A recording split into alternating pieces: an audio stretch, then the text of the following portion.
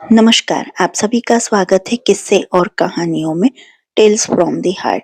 आज हम दशा माता की दूसरी कहानी कहेंगे जिसका नाम है वासक राजा। तो चलिए शुरू करते हैं। और जो आपको यह कहानी पसंद आती है तो please like share and subscribe करें और कमेंट बॉक्स में दशा माता की जय करें। तो चलिए शुरू करते हैं वासक राजा की कहानी जो कि दशा माता की है। एक समय की बात है, एक ब्राह्मण ब्राह्मणी होते हैं। उनके कोई संतान नहीं होती। ब्राह्मणी होली के बाद से 10 दिनों तक दशा माता की कहानियां सुनती थी और 10वें दिन दशा माता की पूजा करती थी। दशा माता की कृपा से उसके एक लड़की हुई। कुछ समय पश्चात ब्राह्मणी मर गई। ब्राह्मणी बस्ती में भिक्षा मांगने ब्राह्मण बस्ती में भिक्षा मांगने जाता था। वह अपनी बेटी को बोलकर जाया करता था कि खिचड़ी बना लेना, सब्जी बना लेना। उनके घर के सामने एक कुमारिन रहती थी। कुमारिन ने सोचा कि इस ब्राह्मण की पत्नी नहीं है तो मैं इससे शादी कर लूं। इसलिए कुमारिन क्या करती है कि ब्राह्मण की बेटी सब्जी खिचड़ी जो भी बनाया करती उसमें कुमारिन कंकर डालकर चली जाया करती थी। ब्राह्मण जब भोजन करने बैठता तो उसके मुंह में कंकर आते। वह अपने बेटी को बोलता कि बेटी अच्छी तरह से साफ नहीं करती क्या, मुंह में कंकर आते हैं। उसकी बेटी बोलती है पिताजी मैं अच्छी तरह से साफ करके ही बनाती हूँ। एक दिन जब ब्राह्मण के घर भोजन बन रहा था तो वह दरवाजे के पीछे छिप गया। वह क्या देखता है कि उसके घर खाना बनने के बाद कुमारिन आई और खिचड़ी में कंकर डालकर जाने लगी। वह जैसे ही जाने लगी ब्राह्मण ने उसे पकड़ लिया। उससे पूछा कि तू प्रतिदिन हमारे भोजन में कंकर क्यों डालती है। कुमारिन बोलती है कि मैं तुमसे शादी करना चाहती हूँ। ब्राह्मण कहता है मैं तो ब्राह्मण हूँ और तू कुमारिन है, शादी कैसे कर हो सकती है, यह शादी नहीं हो सकती। परंतु कुमारिन तो जबरदस्ती ब्राह्मण के घर आकर रहने लग गई। कुमारिन की एक काणी लड़की थी। ब्राह्मण की लड़की को कुमारिन खाने को पूरा नहीं देती थी, उसको मारती थी और उससे बहुत काम करवाती थी और बोलती थी कि सारे दिन बैठी रहती है, कुछ काम कर। और ब्राह्मण की लड़की के पास पड़ोस के गाय भैंस को जंगल में चराने भेज दिया करती।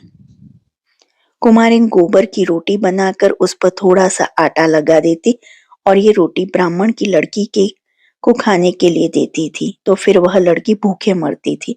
वह लड़की दशा माता की दी हुई थी।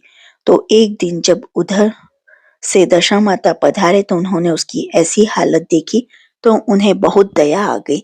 उन्होंने उसे एक डंडा दिया और बोले कि ये गाय के सींग पे मारना, तेरा खाना और पानी दोनों आ जाएगा। ब्राह्मण की लड़की प्रतिदिन जंगल में जाती और फिर खाना खा लेती और पानी पी लेती। इस प्रकार से करते करते ब्राह्मण की लड़की की हालत वापस सुधर गई। ब्राह्मण की लड़की की सुधरी हुई हालत देखकर कुमारिन को बहुत मिर्ची लगी। एक दिन सौतेली माँ ने अपनी काणी बेटी को भी उसके साथ जंगल भेजा। सौतेली माँ ने काणी को बोला कि तू देख कर आना कि इसको कौन खाना खिलाता है जो इसकी हालत इतनी अच्छी हो गई। जंगल में काणी ने सब देख लिया। काणी आकर बताती है माँ इसके पास एक डंडा है, उसको गाय के एक सींग पर मारती है तो खाना आ जाता है और दूसरे सींग पर मारती है तो पानी आ जाता है। सौतेली माँ उस डंडे को चूल्हे में जला देती है और वापिस वह भूखी मरने लग गई। ब्राह्मण की लड़की की सुधरी हुई हालत देखकर कुमारिन को बहुत मिर्ची लगी।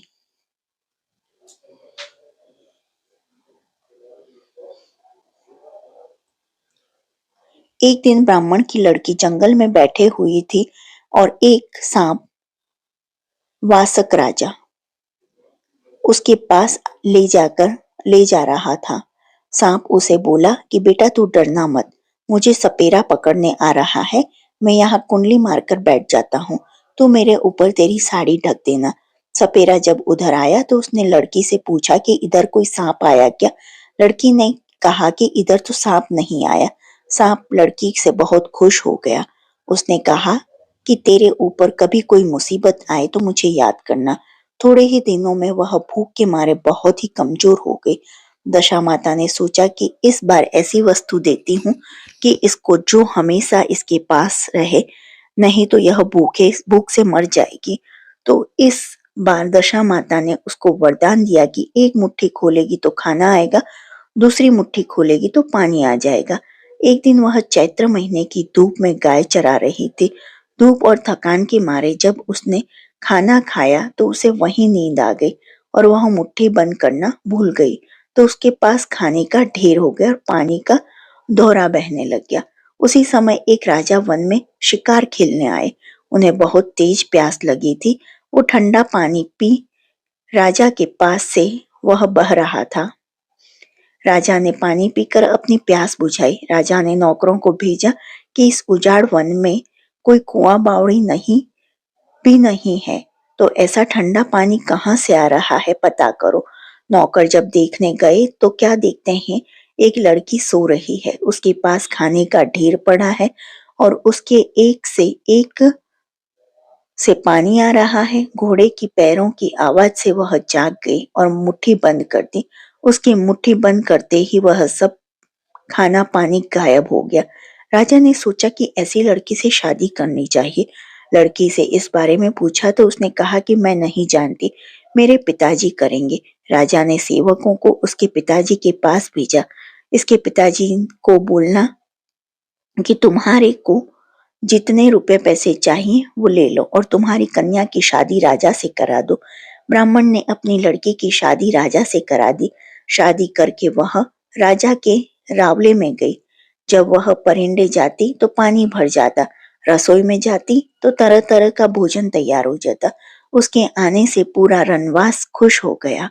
सब बोलते हमारे कितने अच्छी रानी सा आए हैं, हमारे सब काम हो जाते हैं। 9 महीने पश्चात उसके एक लड़का हुआ। लड़का होने के कुछ दिनों पश्चात उस सौतेली माँ ने ब्राह्मण को उसकी बेटी को घर लाने भेजा कि शादी करने के बाद भी नहीं आए, अब तो लड़का हो गया। लोग ताने मारते हैं कि बेटी को पियर नहीं लाए, सो आप उसे लेकर आओ। फिर ब्राह्मण अपनी बेटी को लेने गया। राजा ने अपनी रानी को भेजा। उधर सौतेली माँ ने अपने बेटी को समझाया कि वो आए तो उसको बोलना कि जीजी बाई आप थक गए होंगे, चलो अपन कुएं पर नहाने चलते हैं, और उसके कपड़े जेवर खुलवा देना, ये बोलकर कि ये खराब हो जाएंगे। बोलना कि पुराने कपड़े पहनकर नहा लो, नहाकर फिर से अच्छे कपड़े पहन लेना। जैसे ही वह कुएं में उतरे तो उसे कुएं में धक्का दे देना, जो वह पानी में डूबकर मर जाएगी, और उसके जेवर कपड़े तू पहन लेना। जैसे ही वह कुएं में उतरी, सौतेली बहन ने उसे धक्का दे दिया और वह गिर गई। गिरते ही उसके वासक राजा को याद किया, हे वासक राजा मेरी रक्षा करना। उसके प्रार्थना करते ही वासक राजा वासुकी आए और उसे झेल लिया, डूबने नहीं दिया। उसे नाग के फन पर बिठाकर नाग लोग ले गए और कहा, यहाँ पर सभी तरह के नाग रहते हैं। उस नागों में कई नाग तो 9 फन वाले, सो तू जाकर बोलना, दो दो भाई सा नमस्कार, दादो भाई सा नमस्कार। नागों ने सोचा, चलो अपने भी मृत्यु लोक में से एक बहन मिल गई। यह प्रतिदिन नागों के लिए कढ़ाई में ढेर सारा दूध गर्म करती, फिर दूध ठंडा करती और घंटी बजाती। घंटी बजते ही नाग आकर दूध पी लेते। एक दिन रानी के सिर से घंटी हिल गई। उस समय दूध गर्म था। नाग आए, उन्होंने पिया तो उनकी जीभ जल गई। नागों ने सोचा कि आज इसने हमारी जीभ जलाई, आज शाम हम इसको खा जाएंगे। वासक राजा को पता चला तो उन्होंने रानी से कहा कि बेटा आज ऐसा बोलना कि आओ मारे खंडिया बंडिया वीर, वीर पहरावे दखनी, बेशकीमती कपड़ा रो चीर, चीर फाटे चढ़के, वीर फरे दड़के। नागों ने सोचा अपनी बहन को अच्छा आशीर्वाद दे रही हैं, आज इसको नहीं खाएंगे। उधर राजा अपनी रानी को लेने ब्राह्मण के घर गए तो कुमारिन ने रानी के कपड़े और जेवर पहनाकर काणी को राजा के साथ भेज दिया। अब वह घूंघट नहीं हटाती, कहीं रावले में कोई उसकी शक्ल देख ना ले। दासियों ने उसे कहा, रानी सा पंडेरे पधारो, तो उसने कहा क्या करूं, पानी भरूं। रानी सा रसोई में पधारो, तो उसने कहा क्या करूं, खाना बनाऊं। सब कहने लगी, ये तो पहले वाली रानी सा नहीं है। राजा ने कहा, एक गुणती से लाकर एक तरफ इस काणे को भरना और दूसरी तरफ बड़े बड़े पत्थर भरकर काले बैल के ऊपर रख, इसके घर पर नीचे इसको डालकर ऊपर पत्थर डाल देना। सेवकों ने पूछा कि फला ब्राह्मण का घर कौन सा है। सेवक उसके घर पहुंचकर बोले, यहाँ डालो, यहाँ डालो। कुमारिन तो बहुत खुश होगी। मेरी बेटी ने जाते ही मेरे लिए खूब माल भेजा है। परंतु जैसे ही उसने खोला, उसमें से बेटी निकली। बेटी को देखते ही वो बोली, ए बेटी काणी, तू तो कहीं नहीं समाई। काणी बोली कि माँ, तूने मेरे हाथ पैर क्यों तुड़वाए। जब दिवाली का त्योहार, तब वह बहुत उदास बैठी थी। उसको उदास देखकर वासक राजा ने पूछा, बेटा क्या बात है, तू उदास क्यों है। वह बोली कि दिवाली का त्योहार आया, कुंवर को कौन तैयार करे। वासक राजा ने कहा, मैं पाइप पर लटक जाऊंगा और तू कमरे में चली जाना। वह कमरे में गई, कुंवर को दूध पिलाया। वासक राजा ने नए कड़े और कपड़े दिए, कुंवर को पहनाए। उसने उसके काजल लगाया, दूध पिलाकर आ गई। जब रानी वहां गई थी, तब राजा को नींद आ गई थी। राजा ने सुबह देखा कि कुंवर तो खेल रहा है, नए कड़े और कपड़े पहने हुए हैं। राजा को यह देखकर बहुत खुश हुआ। इसका मतलब रानी कहीं न कहीं जरूर है। होली पर भी कुंवर ने कड़े, कंठी, पीले कपड़े सिलाकर ले जाने लगी। उधर राजा ने भी सोचा कि होली पर भी रानी जरूर आएगी।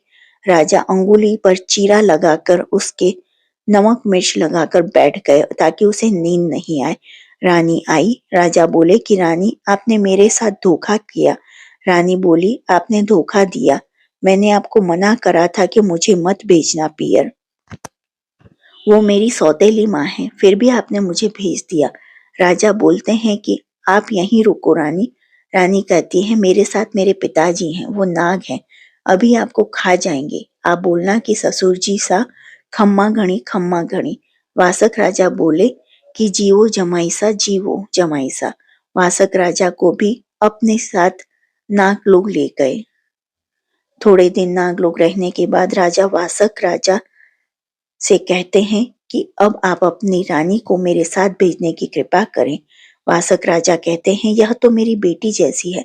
जैसी बेटी की विदाई करते हैं, वैसे ही सब डच डायचाए हाथी घोड़े लाव लसर के साथ वासक राजा रानी की विदाई करते हैं।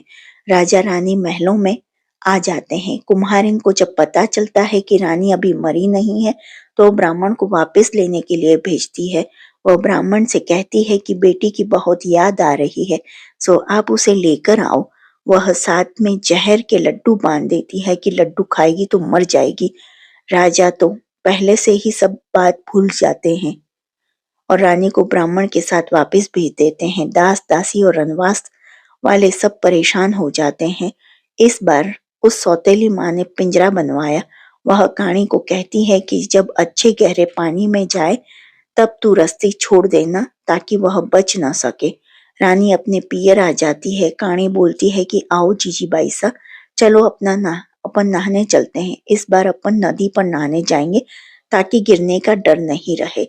यह पिंजरा भी बनवाया है जो आप कहीं नहीं गिरोगे। जेवर और पुराने कपड़े उतार दो और ये नए कपड़े पहन लो। जब थोड़ी दूर पिंजरा गया तो काणी ने यह कहकर रस्सी छोड़ दी कि यहाँ पानी अच्छा गहरा है, यहाँ पानी अच्छा गहरा है।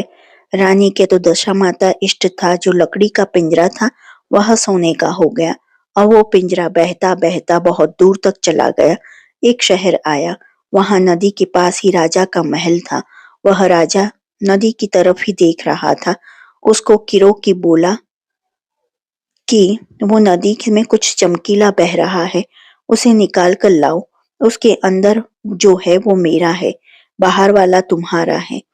वो लेकर आए। उस राजा ने अपनी रानी से कहा कि मेरी बहन लाया हूँ।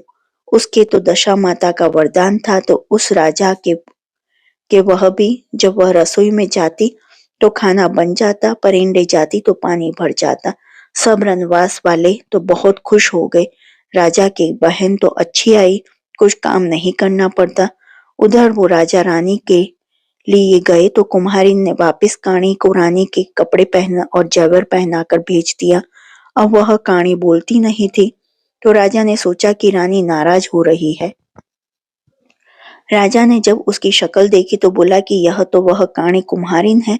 राजा ने वापस गुणती मंगवा कर भेज दिया और सेवकों को बोला कि इस बार इतने बड़े पत्थर इस पर पटकना कि यह जीवित नहीं बचे।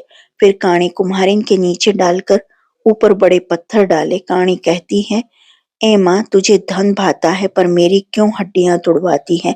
कुमारिन बोलती है, बेटी काणी तू कहीं नहीं समाणी। राजा ने सोचा कि रानी तो अब जीवित नहीं होगी, तो उसने संन्यास ले लिया। राजा अपने शहर से निकल गए और समाधान करते हुए एक दिन घूमते घूमते राजा उसी शहर में पहुंच गए जहां रानी रह रही थी। राजा एक आश्रम में बैठ गए और जो भी दुखी लोग उनके पास आते उनके दुखों का समाधान करते। सब लोग कहते कि कितने अच्छे साधु बाबा हमारे शहर आए हैं। सब लोग अपना दुख लेकर आश्रम में जाने लगे।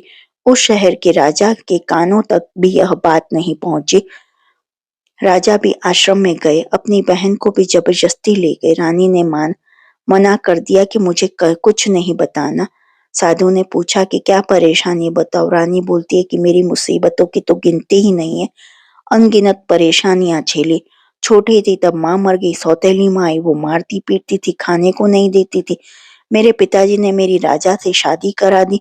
रानी पूरी बात बताने लगी थी, बताते बताते रोने लग गई। साधु ने कहा, बस अब मैं समझ गया। वह रानी से कहता है, आपके कारण ही मैंने संन्यास लिया। उसने राजा से कहा कि आपकी बहन को हमारे हाथ साथ भेजने की कृपा करें।